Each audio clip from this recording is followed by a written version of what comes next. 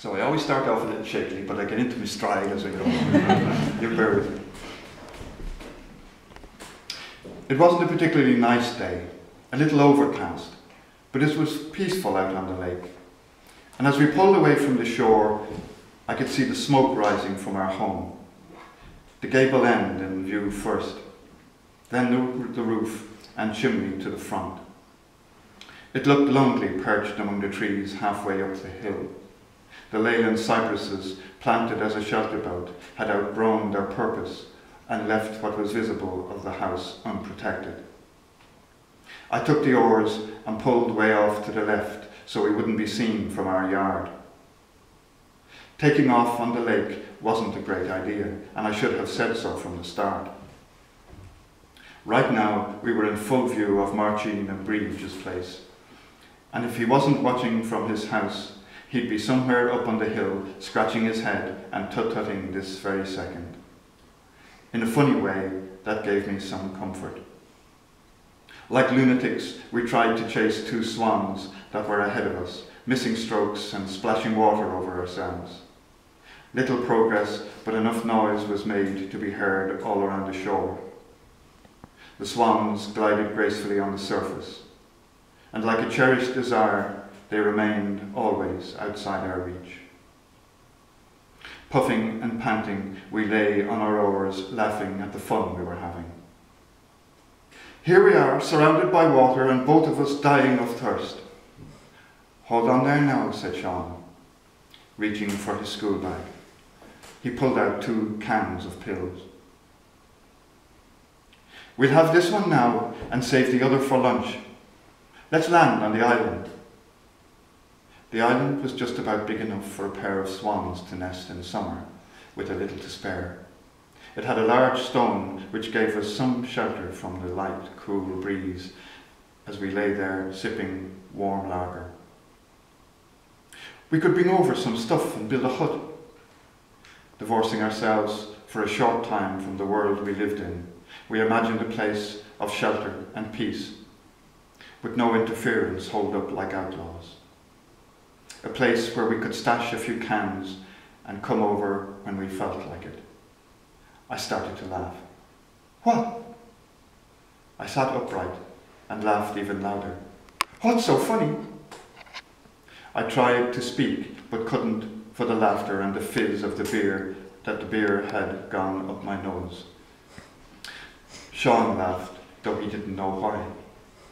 What's so funny? Sean, you live up in the village. Here, by the lake, it's different. If you think we weren't being watched from the moment we pushed off this morning, then you'd be mistaken. Here they know what you're thinking before you even think it. And do you know why? He shrugged, waiting for my explanation. Because they've done it before us, that's why. You can't escape it. Ah, it's like that in the village too. Well, maybe it is. But do you know something else? It will all be done again by someone else when we're long gone. Sean thought for a moment. Yeah, you may be right. But I'm going to fuck off out of here as soon as I'm 16 and leave them to it. Oh, everybody thinks that too.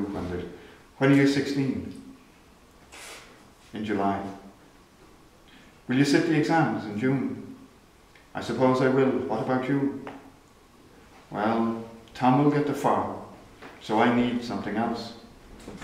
Is that a yes then? It's a firm maybe. Look. What?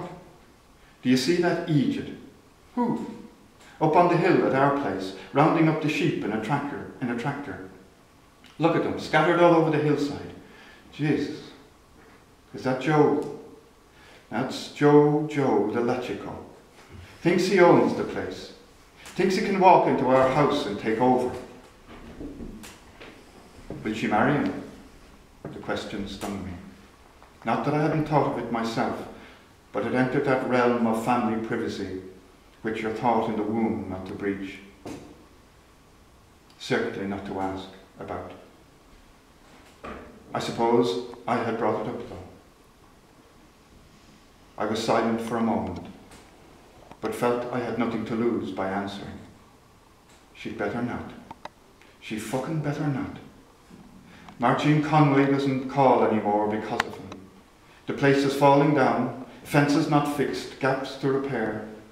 I'm sure half of the neighbourhood is talking. It was Sean's turn to be silent, and his silence gave his answer. Well, are they?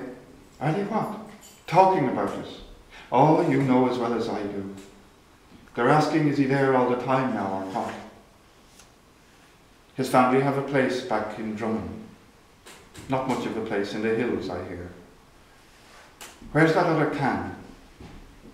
We both had some sandwiches from our school lunch, and we're in fine form for eating them after the rowing, and we're about halfway through them when I saw the lorry climbing the street to our house.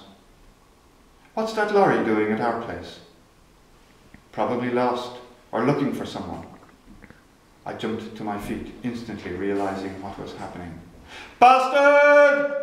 Fuck off, you bloody bastard! I screamed at the top of my voice, and knew it could be heard all over the place. Quickly, quick, into the boat, and roll like fuck. What's up? He's selling the sheep. Hold it, the school bags, they're back at the stone. Leave them to hell. We'll get them later. I rowed like mad, keeping the boat on course as best I could. You're not straight. I don't care where we land so long as it's near the house. I drove the boat onto the stony beach near the road and left Sean to drag it ashore. By the time I reached the road, the lorry had come down the street from our yard and flew past me. Bastard! I shouted, and saw Martine up at his place looking down at me. I'd say he heard the roaring. I ran on up into our house and into the yard. No sheep to be seen, but plenty of their droppings about the place where they had been. I tore in through the back door, tears streaming down my face, and burst into the kitchen. What does he think he's doing? He's destroying the place under your very nose, and you're doing nothing about it. Is he after selling the sheep? Is he? Mammy's hands were in the sink. I heard the Lachiko come in behind me. Did you sell our sheep, you stupid bastard?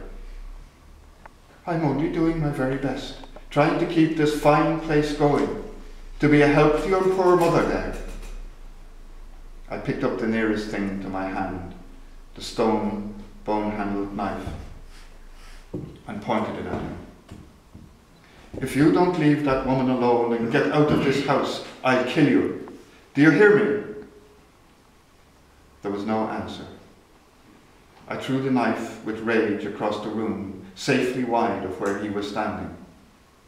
But there was a moment of doubt on his face, which gave me pleasure.